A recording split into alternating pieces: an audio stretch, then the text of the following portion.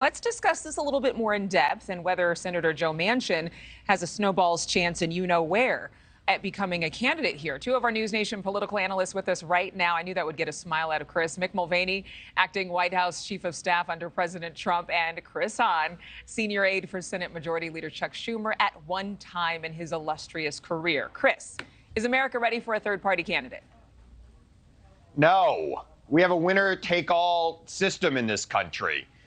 Third-party candidates only going to benefit one or the other parties, and usually it will benefit the party out of power as a protest vote against the current incumbent president of the United States, which is exactly what Doug Jones said in that tweet, which is exactly what we've been saying for a while, that it could help elect Donald Trump. And Donald Trump, quite frankly, is a threat to the Republic overall. And I think No Labels has to recognize that and back off. Because it's not going to be good long term. They don't have a snowball's chance in Arizona this week of electing a president. And that is something they've got to realize. And look, it's like the cola wars, right? Coke and Pepsi. You always got this insurgent, soft drink that pops up for a little while, takes a little piece of the market. But the two big guys always have the majority of the market share. And that's what's going to happen in our country. We are set up for a two-party system, unfortunately. And that's the way it's going to be right now until the system changes. Yeah, to think, Mick, that this is all going to change and that somehow there's an appetite for this in just months, just a matter of months into 2024. But let's just dream. Let's just imagine, if you will, that there could be a successful third-party candidate. Who's it going to be a bigger problem for, President Trump or President Biden? Well, it sort of depends, Adrienne, on who the candidate is. I think Chris is probably right, is that generally speaking, a third-party candidate becomes a protest candidate, and it hurts the party in power, which would hurt Joe Biden under these circumstances. But there are Republicans who are complaining that this No Labels effort could actually hurt Donald Trump, depending upon who No Labels actually puts at the top of the ticket. I don't think Joe Manchin pulls it all from Republicans, but Larry Hogan might. John Huntsman might.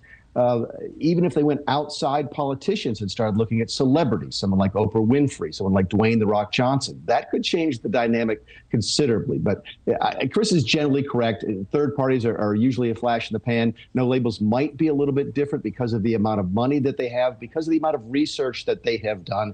They have some really good numbers backing up their positions and so forth. So I tend to agree with Chris that this might be a fool's errand, but this also could be that once-in-a-century opportunity where it's different.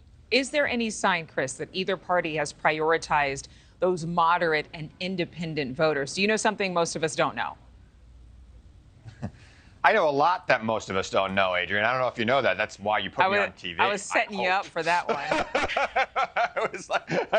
I mean, it's early for me to recall it, but I will absolutely try. Look, I think that both parties have to focus on the center of this country to try to win them back. I think Joe Biden has been trying to do that, particularly with his Inflation Reduction Act, which has created jobs across this country. But that said, the majority of voters now are kind of in these two silos. They either love or hate one of the other parties. And I get what No Labels is trying to do. I truly do. And I think it's admirable and laudable to try to bring together a governing coalition of people. But we do not have a parliamentary system here in this country. And they are not going to take a majority of the Congress. They are not going to take a majority of electoral votes. They are not even probably going to win an electoral vote in this country. So it is a very difficult uphill task.